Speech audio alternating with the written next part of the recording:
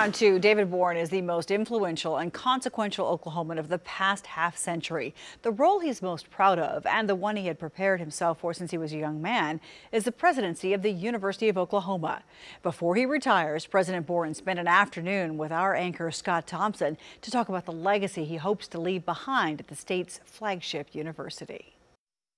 We cannot begin to express to you what each and every one of you have meant to us, and how much it's meant to us that you've become part of our lives. Though there's laughter and goodwill wherever he goes now, and if it's possible, even more selfies from adoring students, the ones who've nicknamed him Debo.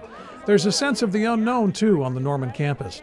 A sense of an era ending, a golden era, the greatest era in the history of the state's flagship university, the Boren era. Let's give the Borens a big, big round of applause for all that they do, all that they mean to this state, to this country, and to the University of Oklahoma. Thank you, President Boren. Thank you, Mrs. Boren. Thank you. David Boren was relaxed and happy after a morning in the sunshine. At midnight Saturday, the pleasure and the burden of overseeing 32,000 students on 3 campuses, 14,000 employees, and a $2 billion budget will no longer be his. There were plenty of headaches, sure. But this was his dream job. Well, it's been a wonderful experience. Just a time to really celebrate our time here. You know, it's been the most rewarding chapter, certainly in my life. It's a life that plays out on the walls of his outer office. Yale undergraduate, Rhodes Scholar, state legislator, youngest governor in Oklahoma history, United States Senator, longest-serving chairman of the Senate Intelligence Committee. Never lost an election. Counsel to presidents and prime ministers. It's a life story that wraps the room, one that became even richer when the OU Regents called 23 years ago and asked David Boren to come home and resuscitate a university that had stalled. What's wrong with Boren? You know, why would you give up a position of power, you know, to come to a place that doesn't have much power?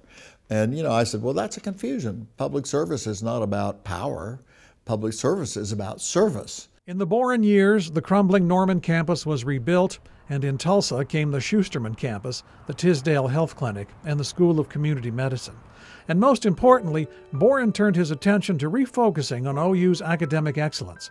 He quadrupled private scholarships, boosted enrollment standards, and made Oklahoma a national magnet for national merit scholars, enrolling more than any university in the nation. To have been the only public university, just think about that, the only public university in American history to ever have more national merit scholars enrolled than any private institution in this country. That's just a remarkable achievement. He'll keep a small office at OU and continue teaching his popular class in government. But after 51 years in public life, Boren's ready to step out of the spotlight and lead what he calls a more normal life.